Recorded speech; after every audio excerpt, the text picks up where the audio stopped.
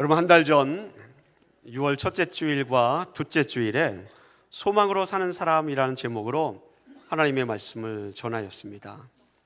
기억 속에 다 사라졌겠지만, 그리고 세 번째 주일에 아버주의 주일에는 아버지에 관한 설교를 했고요. 네 번째 주일은 케네스베 선교사님이 오셔서 북한 사역 선교 보고를 하시고 메시지를 전하셨습니다. 그리고 지난 주일에는 영어부와 함께 영어 연합으로 예배를 드렸습니다.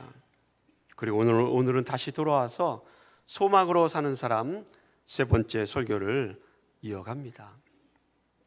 제가 어렸을 때에 어르신들이 종종 이런 소리를 하는 얘기를 들었습니다. 세월이 하 수상하다. 여러분 혹시 그런 말 들으신 적 있나요? 세월이 하 수상하여. 좀 시제나 시국이나 정세가 좀 어렵다, 그런 말씀 하실 때에 그런 말씀을 하시는 것을 들었습니다. 이 말이 도대체 무슨 뜻인가 찾아봤더니 이 세월이 하 수상하다라는 이 말이 조선의 인조 시대 때에 병자호란을 조선 땅이 겪습니다.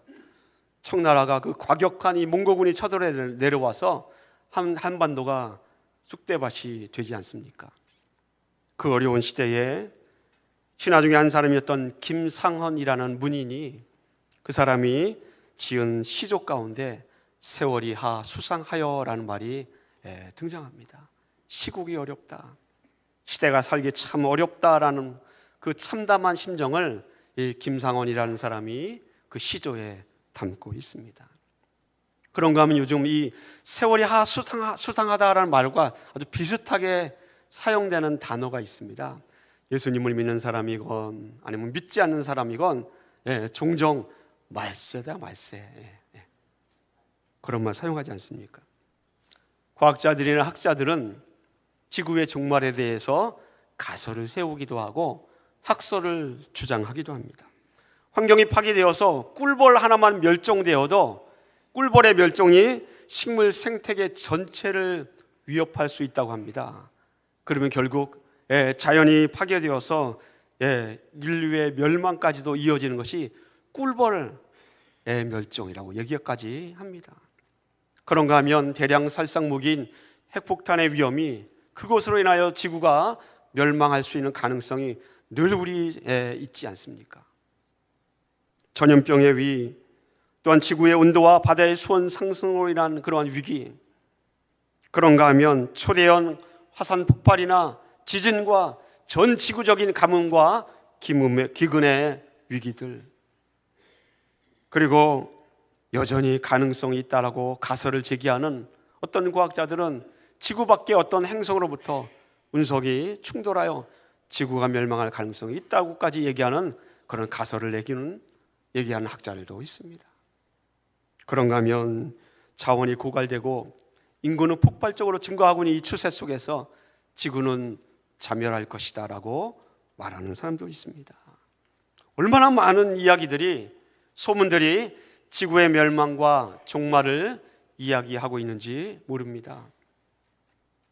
성경도 이 세상의 끝에 대해서 말씀하고 있습니다. 마태복음 24장에 보니까 난리와 난리 소문을 듣겠고 민족이 민족을, 나라가 나라를 대적하여 일어나고 곳곳에 기근과 지진이 있으리니 이 모든 것이 재난의 시작이라.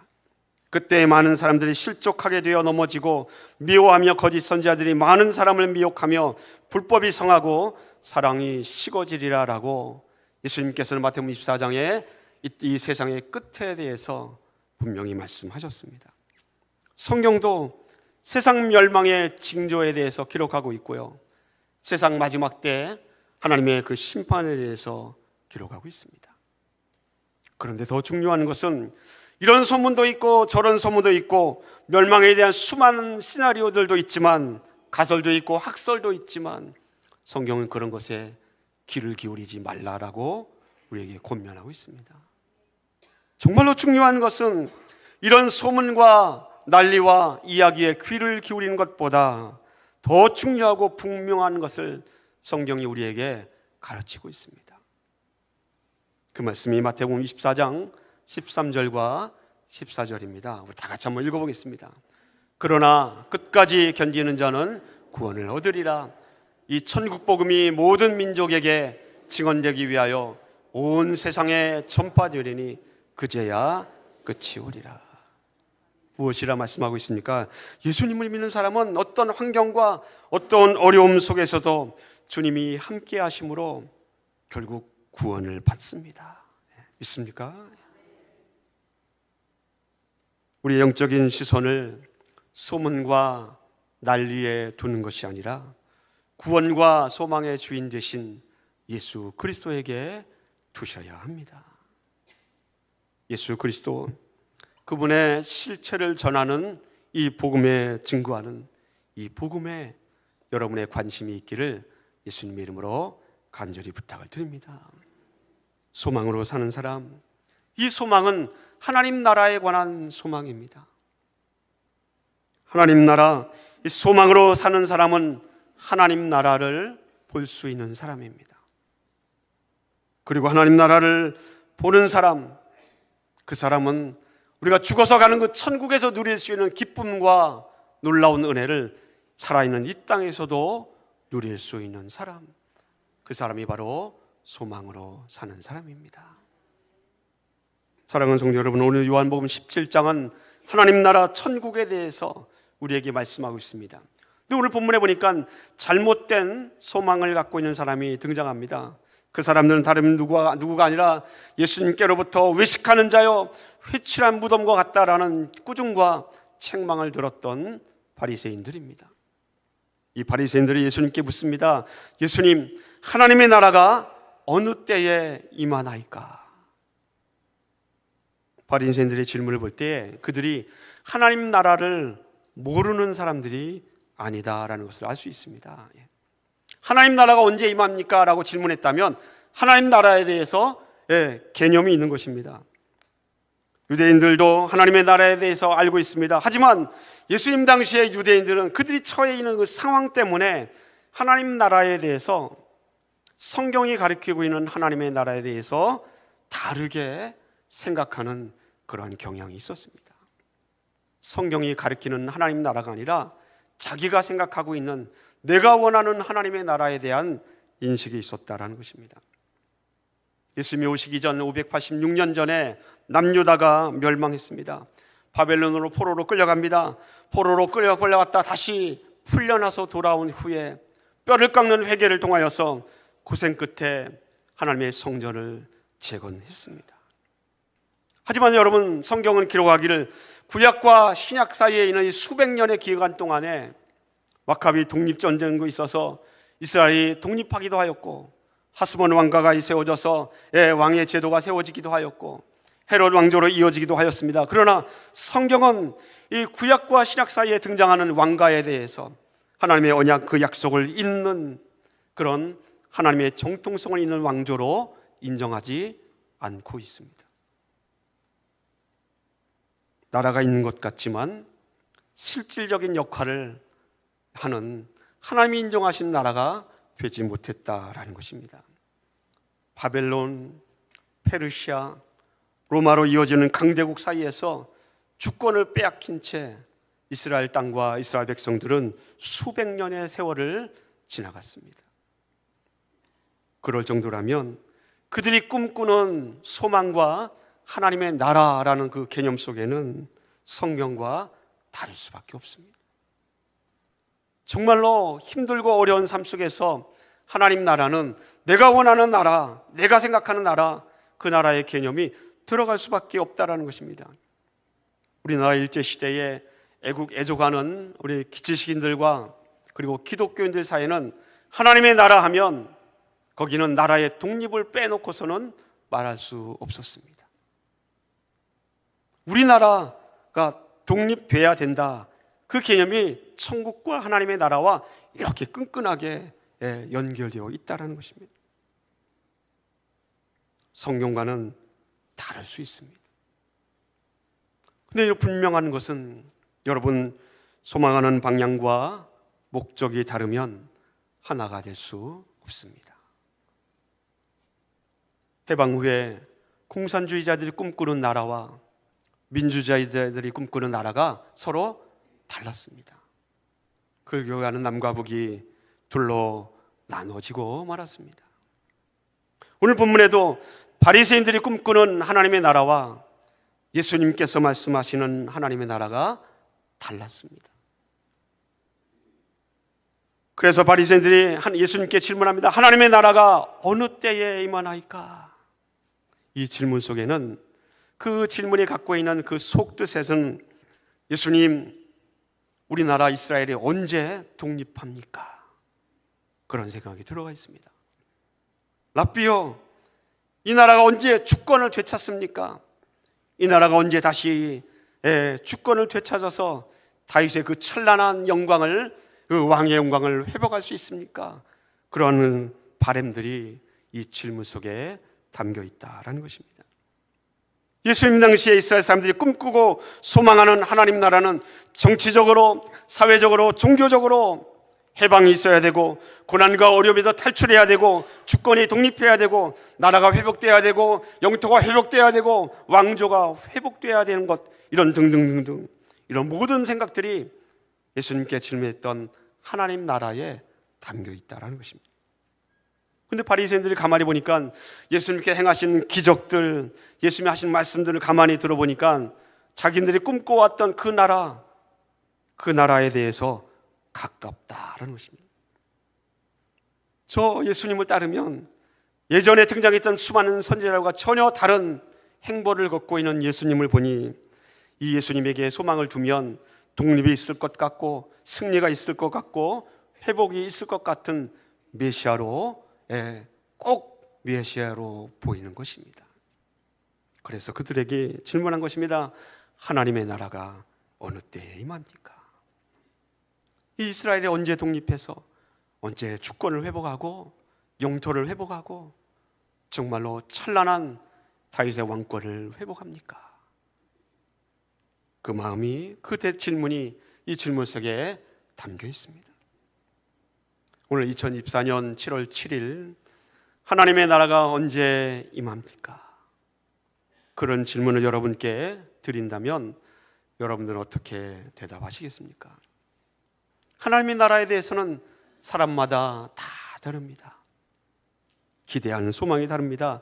민족마다 다르고 나라마다 다 다르기 때문에 하나님 나라에 대해서 다 천차만별로 대답하기도 합니다. 어떤 사람은 나라의 독립과 연결해서 하나님의 나라를 소망하는 사람이 있습니다. 어떤 사람은 경제적인 부흥과 삶의 질의 개선과 함께 연결시켜서 하나님의 나라를 꿈꾸는 사람도 있습니다. 어떤 사람은 아무 걱정 없이 살 수 있는 낙원, 파라다이스와 같은 그런 곳을 바라보면서 하나님의 나라를 꿈꾸는 사람도 있습니다. 사람마다 하나님의 나라가 다 다릅니다. 그렇다면 성경이 말하고 있는 하나님 나라는 어떤 것입니까? 오늘 본문 속에서 예수님이 어떻게 이 바리새인의 질문에 대답하고 있는지 말씀을 통해서 우리 살펴보기를 원합니다. 예수님의 대답은 이 바리새인들의 질문과는 전혀 엉뚱한 대답을 예수님이 하셨습니다.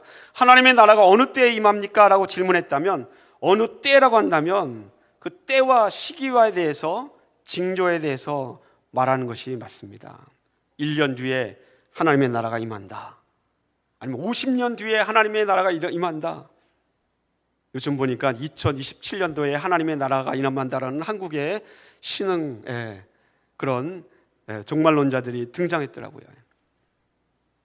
어느 때에 하나님의 나라가 임한다라고 답하는 것이 맞습니다. 성경이 기록하고 있는 예수님의 답변은 조금 다릅니다. 오늘 본문에 기록된 20절과 20절 말씀입니다. 하나님의 나라는 볼 수 있게 임하는 것이 아니요 여기 있다 저기 있다고도 못하리니 하나님의 나라는 너희 안에 있느니라. 너희 안에 있느니라. 이 정도 얘기하면 미국 교회 성도님들은 박수를 치면서 할렐루야 이렇게 얘기하는데 저희는 그냥 침묵을 지키시네요. 여러분, 정말로 완전히 새로운 대답 아닙니까? 놀라운 발상의 전환입니다. 지금까지 유대인 누구들도, 이스라엘 백성들도 이런 대답을 들어본 적이 없습니다. 예수님의 대답은 유대인들이나 바리새인들이 꿈꾸는 하나님의 나라에 대한 대답과는 전혀 달랐습니다.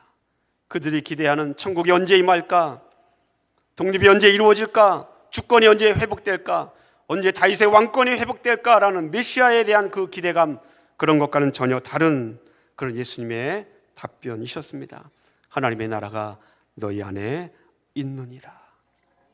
이 놀라운 선포는 우리에게 종말에 대한 징조나 하나님의 심판에 대한 여러 소문과 난리에 대한 소문보다도 더 중요한 것, 정말로 중요한 것이 무엇인가를 우리에게 가르쳐주고 있습니다. 예수님의 하나님의 나라가 너희 안에 있느니라 라는 이 답변을 우리가 두 가지로 더 면밀하게 살펴보기 원합니다. 첫 번째는요, 이런 질문입니다. 여러분, 여기에 등장하는 너희가 누구입니까? 이 너희가 누구입니까? 하나님의 나라가 너희 안에 있느니라 질문하는 사람들은 바리새인이고요, 그 답변을 너희 안에 있다라고 대답했다면, 그러면 바리새인들 안에 하나님의 나라가 있느니라, 그런 뜻이 되지 않습니까? 그렇게 생각하면 좀 이상합니다. 바리새인들은 예수님을 행동에 늘 트집을 잡고 예수님이 하시는 말씀을 못마땅해 했던 사람들입니다. 심지어는 예수님을 죽이려고 했던 그 의논하는 무리들 가운데 바리새인들도 들어 있습니다. 그런데 그 예수님을 대적했던 무리들, 이 바리새인들에게 너희 안에 하나님의 나라가 있다라고 말씀하시니 이상하지 않습니까?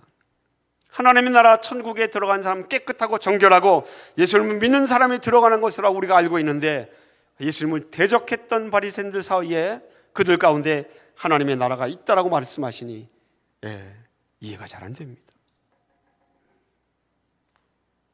근데 여러분, 너희 안에 있다라는 이 21절 말씀을 좀 더 자세히 살펴볼 필요가 있습니다.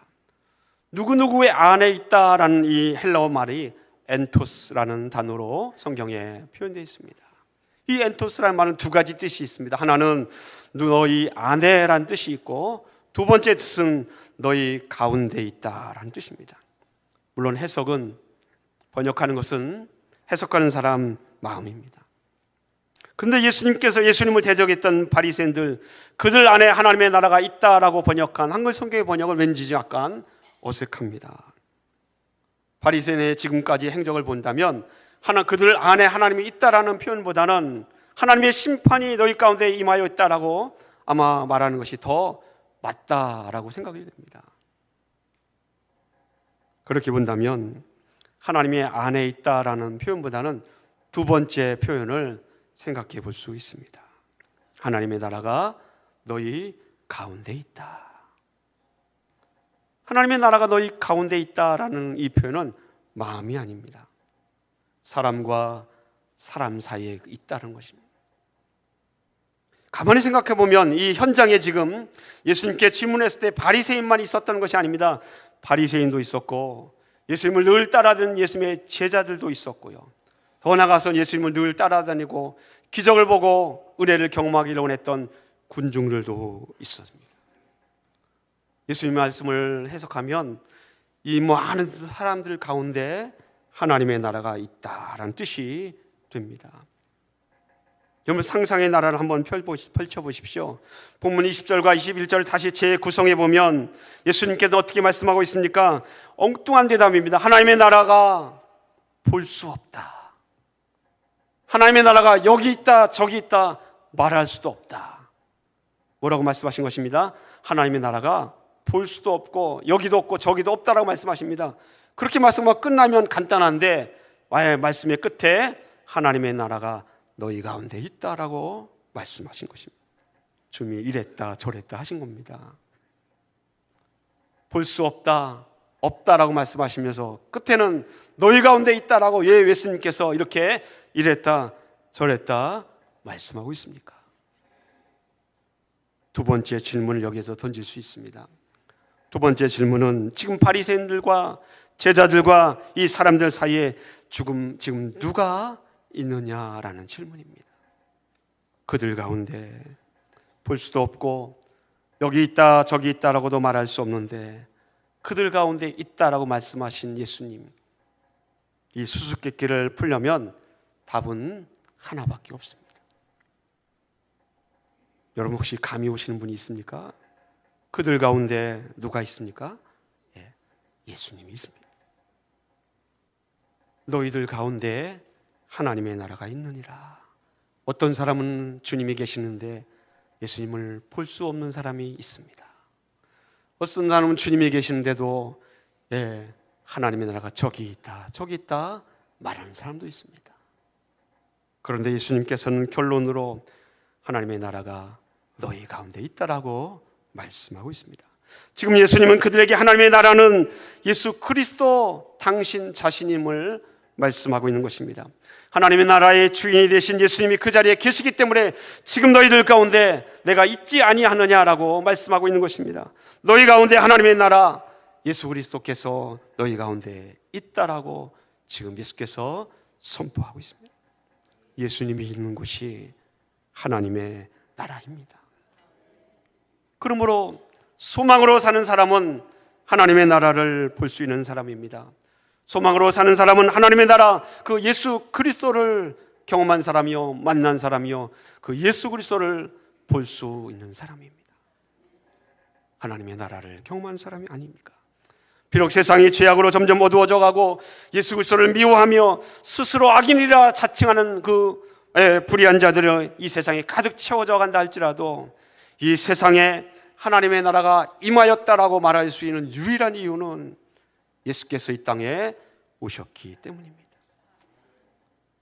이 죄 많은 세상이 하나님의 나라가 임하였다라고 말할 수 있는 근거가 어디에 있습니까? 예수께서 이 땅에 오셨고 그 예수님이 우리 가운데 계시기 때문에 그렇습니다. 사랑하는 성도 여러분, 찬송가 438장에 보니까 이런 찬양이 있습니다. 내 영혼이 은총 입어.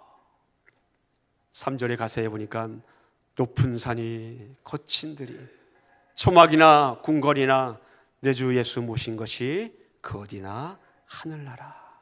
아멘. 높은 산도 거친 들도 아주 필요한 초막도 궁궐이라 할지라도 예수님과 함께 하지 아니하면 그것은 정말로 살 수 없는 곳입니다. 그러나 아무리 필요하고 비천한 곳이라 할지라도 주님과 함께 있으면 내 주 예수를 모신 곳, 그것이 바로 하나님의 나라입니다.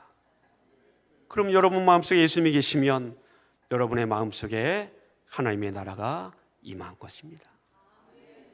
그러면 성도들과 성도들이 살고 있는 이 공간 안에 주님께서 계시면 그 공간이 하나님의 나라입니다. 그 놀라운 하나님의 나라를 여러분 경험하여 소망으로 사는 성도들 되시기를 예수님의 이름으로 축원을 드립니다. 1871년도 스코틀랜드 선교사 데이비드 리빙스턴이 잠비아의 그 밀림 숲속으로 들어갔습니다.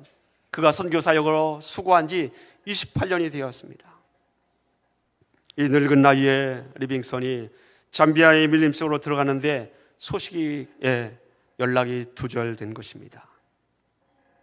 그래서 리빙스턴을 찾기 위해서 탐험가 헨리 스탠이라는 사람이 리빙스턴을 찾기 위해서 사람들과 함께 잠비아의 정글 속으로 들어갔습니다. 아무리 찾아도 없었는데 거의 1년이 다 되어서 리빙스턴을 찾아낼 수 있었습니다.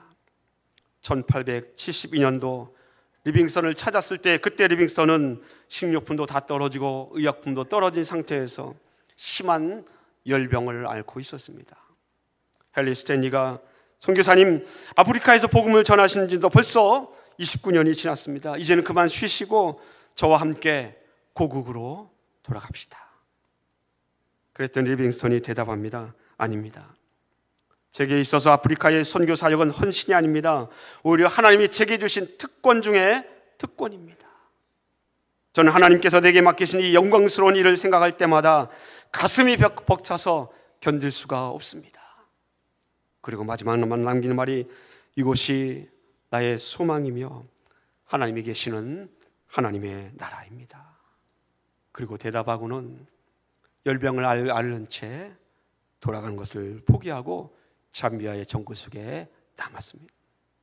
그로부터 또다시 1년이 흘러서 1873년 5월 1일 리빙스톤은 하나님의 품으로 돌아갑니다. 그가 숨을 거둔 것을 발견한 첫사람이 그의 모습을 전하고 있는, 그는 침대 곁에서 내려와서 무릎을 꿇고 손에 깍지를 낀 채 침대에 손을 올리고 기도하는 모습으로 숨을 거두었다라고 남기고 있습니다. 아프리카 선교의 대부 리빙스톤의 말 가운데 마지막 말이 저의 마음에 남습니다. 선교는 헌신이 아니라 특권 중에 특권입니다. 이곳이 나의 소망이요, 이곳이 하나님이 계시는 하나님의 나라입니다. 그렇게 본다면 리빙스톤은 천국에 가야 된다는 그 믿음보다도 그 천국을 살아있을 때 누리고 경험한 사람이 아닌가 생각이 됩니다. 소망으로 사는 사람들은 바로 이런 사람들입니다. 하나님의 나라를 믿으면 하나님의 나라를 볼 수 있습니다. 그리고 하나님의 나라를 보면 내가 죽어서 가는 천국에서 누릴 수 있는 것들을 살아있는 이 땅에서도 누릴 수 있습니다. 그런 소망으로 가는 사람, 그렇게 사는 사람들 되기를 간절히 소원합니다. 요한계시록 21장은 우리에게 천국이 어떤 곳인가를 남기고 있습니다. 요한계시록 21장 1절과 2절을 보니까 이렇게 기록되어 있습니다. 내가 새 하늘과 새 땅을 보니 처음 하늘과 처음 땅이 없어졌고 바다도 다시 있지 않더라. 또 내가 보매 거룩한 성새 예루살렘이 하나님께로부터 하늘에서 내려오니 그 준비한 것이 신부가 남편을 위하여 단장한 것 같더라. 이것이 우리가 가야 할 하나님의 나라 천국입니다. 우리가 믿음으로 가는 그 나라 천국, 하나님의 나라는 기대와 소망과 믿음이 우리에게 있습니다. 뿐만 아니라 동시에 그 하나님의 나라가 예수 그리스도로 말미암아 이 땅에서도 누릴 수 있는 하나님의 나라임을 우리가 믿고 있습니다.